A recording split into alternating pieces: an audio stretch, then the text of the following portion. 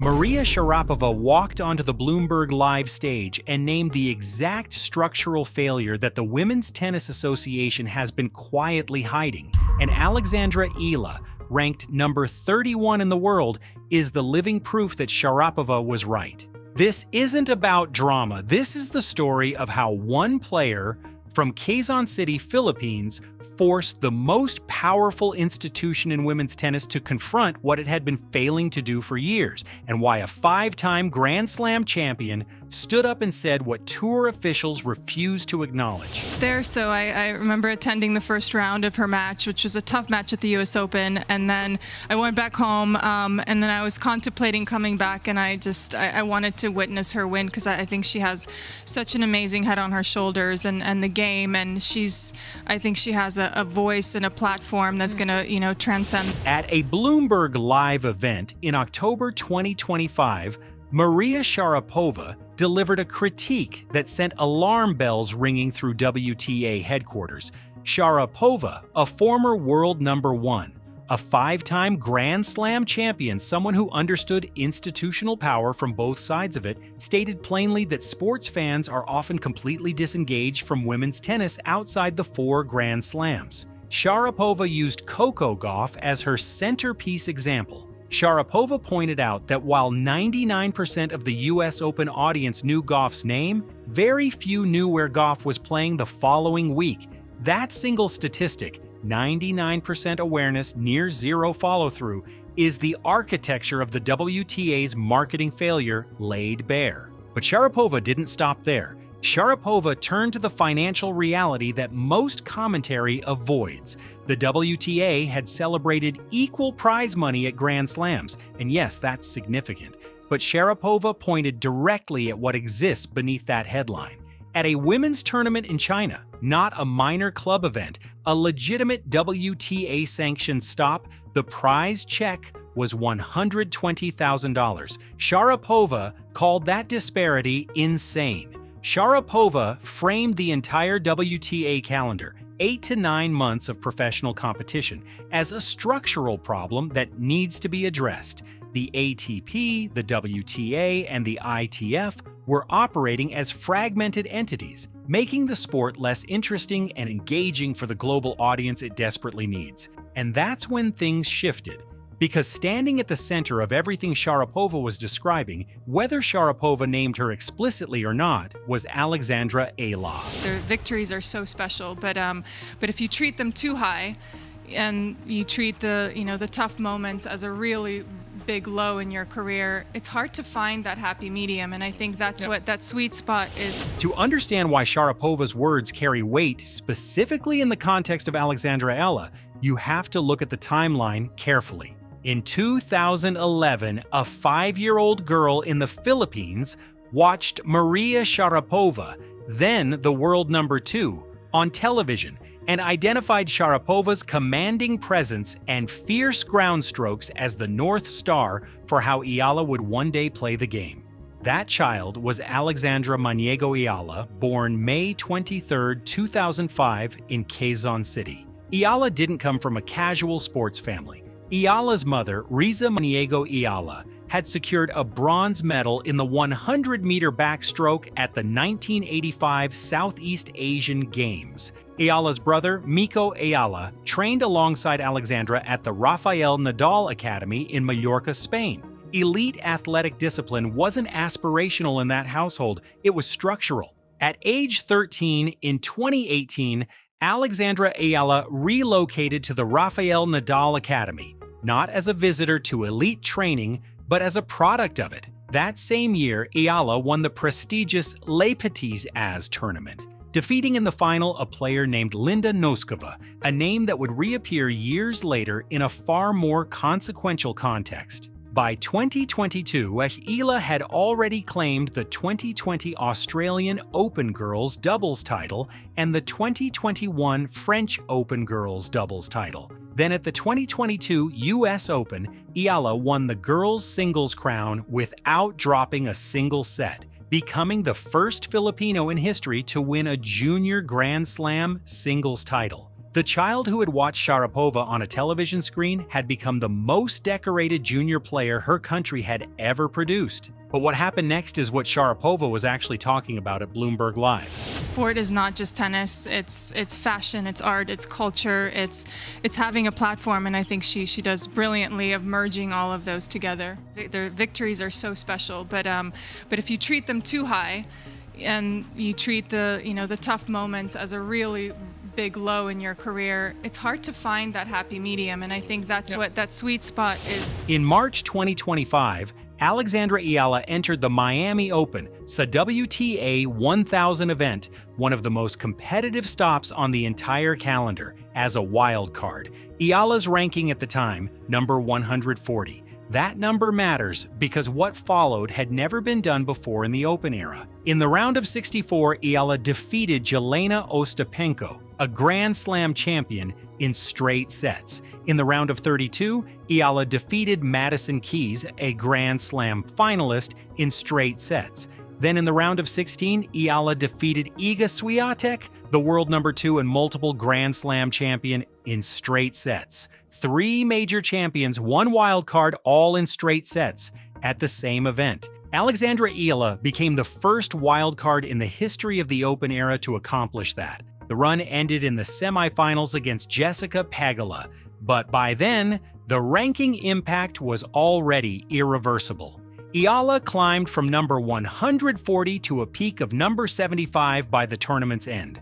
By the close of the 2025 season, Eala had reached number 50, posted a 68.4% win rate, and recorded 4 victories over players ranked inside the top 20. Here's what the mainstream coverage consistently missed. The Miami run wasn't a surprise. It was the inevitable outcome of a player whose entire developmental foundation, the Nadal Academy model, coach Joan Bosch, the left-handed two-handed backhand game, had been building toward exactly this level. What was surprising wasn't Eala. What was surprising was that the WTA's promotional machinery had no real mechanism to amplify what had just happened, not to the fan base that was already generating 15 to 20% engagement rates on Instagram, far above the WTA's own average. There's any current players or past players on the women's side that you particularly looked up to in terms of your game style, like you wanting to kind of emulate them on the court? Definitely. Growing up, my absolute favorite was Maria Sharapova. I guess I loved. The 2026 season removed any remaining ambiguity about where Alexandra Eala stands in this sport. At the Auckland ASB Classic in January 2026, Eala reached the semifinals in both singles and doubles. Eala beat Petra Marcinko 6-0, 6-2, then followed that with a 6-3, 6-2 win over 5th-seeded Magda Linette, before falling to 7th-seeded Wang Xinyu in 3 sets. Then came Dubai. At the Dubai Tennis Championships in February 2026, Eala arrived ranked number 47. In the round of 32, Eala faced world number 8 Jasmine Paolini. At 5-6 in the second set, Paolini had 2 set points. Eala erased both. Then Eala converted on the 5th match point, winning 6-1, 7-6, 5. That victory made Alexandra Eala, at 20 years and 168 days, the youngest Asian player in history to record top 10 wins at multiple WTA 1000 events. The record that fell had belonged to Naomi Osaka. By February 23, 2026, Alexandra Eala's ranking had reached a career high of number 31. This is someone I get along very well with on and off the court. Again, another physical battle, but obviously against an opponent that was, playing on a high level. So I'm glad to overcome it. I was really blown away by how inspired she was. I mean, I was blown away by watching a great athlete. What Sharapova was saying at Bloomberg Live wasn't simply about prize money. Sharapova was describing a structural gap between the WTA's promotional resources and the genuine market demand being generated by players like Alexandra Eala. The numbers confirm this in ways tour officials can't dismiss. In the United Arab Emirates, Filipinos make up nearly 10% of the total population. Eala's matches in Abu Dhabi and Dubai consistently drew larger crowds than those featuring top 10 players. Tournament directors on the circuit began reaching for the only comparison that seemed to fit: Manny Pacquiao at the peak of his global influence. That's the category of crowd pull Eala generates. And on Instagram, her fan base is producing engagement rates of 15 to 20% compared to the WTA's own average. Eala isn't simply a rising tennis player. Eala is, as the verified data shows, unlocking Southeast Asia in a way no WTA player before her has, not Lena pioneering the Chinese market, not Naomi Osaka's global trajectory. What Eala is doing for the Philippines and the broader region is something the tour has never encountered quite like this before. And that's exactly where the biggest revelation lands. Coco Gauff, world number 4, the very player Sharapova used as the central example of a missed promotional opportunity, publicly thanked Alexandra Eala for bringing a new demographic to the sport. Let that sit for a moment. The WTA's most marketable, active asset acknowledged that Eala's fan infrastructure is adding something to the sport that the WTA's own promotional engine didn't create and can't replicate. The institution that Sharapova criticized at Bloomberg Live is simultaneously benefiting from the market energy it has structurally failed to support. The Indian Wells Open in March 2026 made this paradox impossible to ignore. After Eala defeated world number 52 Diana Yastremska in a grueling 2-hour and 43-minute contest, Eala advanced when world number 4 Gauff retired due to an arm and shoulder injury, with Eala leading 6-2, 2-0. Then in the round of 16, Linda Noskova, the same player Eala had defeated in the Les Petits as final back in 2018, handed Eala a 6-0, 6-2 defeat in just 55 minutes. Eala exited, and discussions about viewership drops followed almost immediately. The so-called controversy that viral channels labeled WTA in shock, dressed up with debunked claims about rigged matches and fabricated contracts, is really pointing at something real. When Eala loses, engagement drops in ways that expose precisely what Sharapova described. The $120,000 prize check in China and the WTA's fragmented calendar are not abstract policy failures. They are the reason why a player with Pacquiao-level crowd pull in the UAE earns $105,720 at Indian Wells, bringing her 2026 earnings to roughly $397,712. While the institution benefiting from Eala's market pull still hasn't built the structural support Sharapova is demanding. As of late March 2026, Alexandra Eala is ranked number 32. Eala is the highest-ranked Southeast Asian player in WTA history, having surpassed Thailand's Mananchaya Sawangkayo.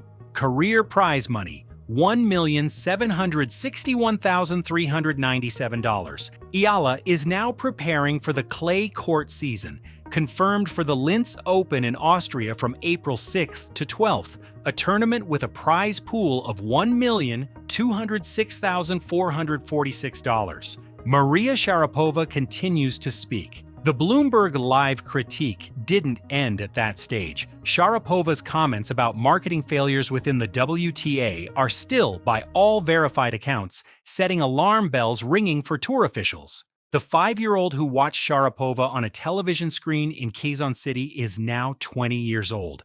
Eala has broken Naomi Osaka's record. Eala draws crowds compared to Manny Pacquiao. Eala earned the public gratitude of Coco Gauff, and Eala has forced the most powerful institution in women's tennis to confront its own structural failures, whether that institution is ready to admit it or not. There's one question no viral channel, no WTA press release, and no Bloomberg Live stage has answered yet. When Alexandra Eala cracks the top 10, and the verified trajectory of this career says that moment is coming, will the WTA have actually built the infrastructure to capture what Eala unlocks? Or will the institution still be pointing to a $120,000 prize check in China while an entire generation of Southeast Asian tennis fans watches on platforms it still hasn't learned to reach?